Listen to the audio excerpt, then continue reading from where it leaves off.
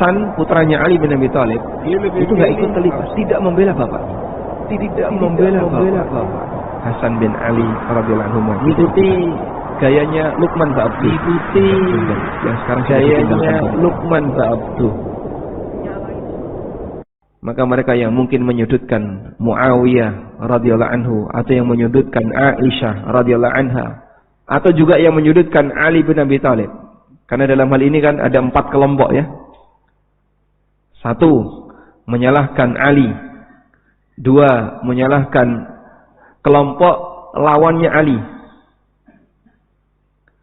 Lawan Ali ini bisa Muawiyah, bisa Aisyah. 3, salah semua. Ali disalahkan, kelompok selain Ali juga disalahkan. Ini kelompok Khawarij, kafirkan semua sudah. Yang keempat, nggak ikut campur sepeser pun. Dan yang keempat inilah yang terbaik. Beberapa sahabat ketika peristiwa tegang itu, sepeser pun dia nggak ikut terlibat, itu banyak sekali. Jumlahnya lebih banyak. Dan termasuk yang tidak ikut terlibat dalam sengketa itu adalah Hasan bin Ali. Hasan putranya Ali bin Abi Thalib itu nggak ikut terlibat, tidak membela bapaknya. Sebagaimana pula beliau tidak membela yang lain. Beliau lebih milih abstain. Saya nggak bela siapapun. Kehormatan dan darah kaum muslimin harus dijaga dan dilindungi, sehingga dalam peristiwa tegang antara A, B dengan A dengan C, Hasan bin Ali radhiyallahu anhu tidak ikutan. Awal dengar ini kaget, karena yang anak ketahui selama ini membaca sirah, sejarah, nggak begitu. Hasan bin Ali itu ma'ruf, mauqifnya ya, bersama bapaknya ma'ruf. Selalu kana yunaziru, membela, mendukung, ikut bersama bapaknya. Tapi lantas sebagai bahan murojaah juga buat saya. Buka. Ini di dalam Sahihul Bukhari. Hadis nomor 3772. Disebutkan oleh Al-Imam Al-Bukhari dari Syu'bah atau dari Al-Hakam. Ya, setelah menyebutkan sanadnya, qala haddatsana Muhammad bin Bashar, ini Imam Bukhari yang menyebutkan ya, qala haddatsana Bundar, qala haddatsana Syu'bah 'anil Hakam, qala sami'tu Abu Wa'il qala. Aku mendengar Abu Wa'il berkata, "Lamma ba'atha Aliun Ammaran wal Hasan ila al-Kufah liyastanfirhum, khataba Ammar faqala inni la a'lamu annaha zawjatu fid dunya wal akhirah walakinna Allah ibtalakum litattabi'uhu aw iyyaha." Jadi Abu Wa'il ini menceritakan ketika Ali mengutus Ammar, yaitu Ammar bin Yasir, dan Al-Hasan putranya mengutus ke Kufah, liyastanfirahum. Ali ingin mengajak warga Kufah untuk bersama-sama ikut pasukannya Ali. Nah, maka Ammar bin Yasir mulai berkhutbah.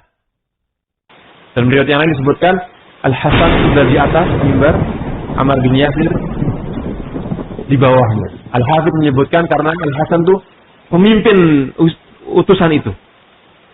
Dari sini kan kita sudah tahu Al-Hasan itu bukannya abstain, nggak terlibat sama sekali. Al-Hasan itu berada di pihak bapaknya. Seperti itu. Itu tadi. Nggak tahu ya. Ya mudah-mudahan ini sampai kepada Ustadz Aminur Bey. Karena khawatir tuh.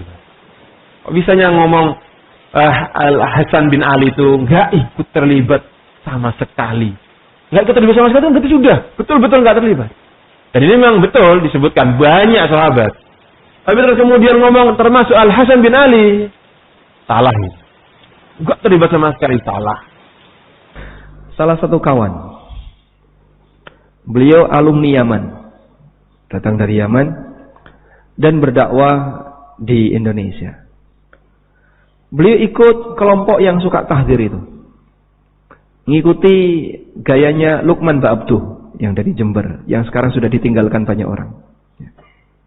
Nyalain semua orang hanya gara-gara tidak ikut fatwanya ulama tertentu.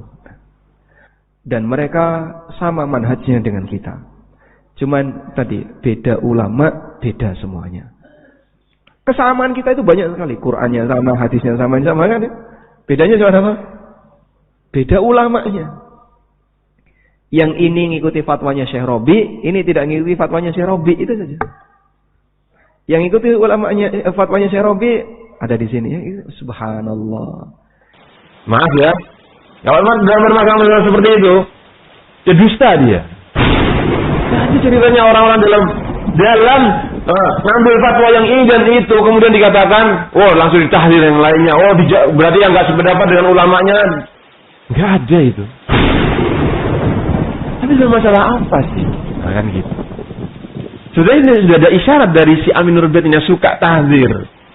Jadi dalam permasalahan tahdir, nyalahin semua orang hanya gara-gara tidak ikut fatwanya ulama tertentu. Nyalahin semua orang hanya gara-gara tidak ikut fatwanya ulama tertentu. Ya, maaf ya. Ini sebetulnya mirip omongan ini loh, kelompok-kelompok entah Sufiyah kuburiyahnya atau yang lainnya yang ngomong tentang Salafi. Oh, Salafi itu paling benar sendiri. Ini kan ma'ruf, kita sering dengar kan dari mereka-mereka itu. Nah, ini kok sih Ustadz juga ngomongnya persis seperti itu. Dusta kalau dikatakan beda ulama, terus tahdir, akhirnya dijatuhkan ulama, nggak ada sama sekali. Hatta ulama yang tersamar bagi mereka kondisi sebagai ahli bidah. Seperti itu. Jadi nggak bisa Pak Ustadz kemudian dikatakan kita ini kalau nggak ngikuti ijtihadnya ulama satu, ikuti ijtihadnya ulama dua. Nggak bisa begitu secara mutlak. Nah, makanya kata Syekh Shalih Fauzan kemudian beliau lanjutkan. Ya. Beliau membawakan ucapannya Al-Imam Syafi'i rahimahullah. Ajma'atil ummah ala anna man istabanat lahu sunnatu Rasulillah sallallahu alaihi wasallam lam yakun liyad'ah li qawli ahadin. Nah, kata Imam Syafi'i rahimahullah, umat ini bersepakat, berijma para ulamanya. Barang siapa yang jelas bagi dia sunnah Rasul alaihi salatu wasallam, maka tidak boleh dia meninggalkannya karena ucapan atau pendapat seseorang. Jadi ini sebenarnya sudah disebutkan sama si Ustadz juga di awal kajian. Tapi kalau sudah masalah hukuman ba'du atau tuduhan nggak mengikuti fatwa ulama, berarti direndahkan. Kok terus jadi kalau orang Jawa bilangnya bulet. Masa cuman tadi beda ulama, beda semuanya? Enggak. Itu dalam permasalahan apa? Seperti itu. Kesamaan kita itu banyak sekali, bisa jadi. Bisa jadi. Tapi hati-hati. Ya. Orang penampilannya sunnah itu belum tentu bagian dari ahli sunnah. Kita bacakan kalam dari Al-Imam Ahmad rahimahullah. Nah, beliau dalam usul sunnah menyebutkan, qala wa minas sunnatil lazimatil lati man taraka minha khaslatan. Satu saja. Lam yaqbalha wa yu'min biha lam yakun min ahliha. Di antara sunnah lazimah, di antara sunnah-sunnah usul sunnah, ya, yang harus kita berpegang, ahli sunnah itu ya, yang barang siapa meninggalkan sunnah-sunnah ini yang lazimah ini, satu saja, khoslah saja, ya, lam yaqbalha, dia nggak terima, nggak melakukan wa yu'min biha, nggak beriman, nggak mempercayainya, lam yakun min ahliha, maka dia bukan termasuk dari ahli sunnah. Baik, masya Allah ini ya kita tauhidnya, akidahnya yang demikian masalah. Tapi ada satu perkara dari usul sunnah, dari sunnah lazimah, dia nggak terima, dia nggak yakini, maka dia bukan bagian dari ahli sunnah. Maka ucapan dia, kesamaan kita banyak sekali mungkin.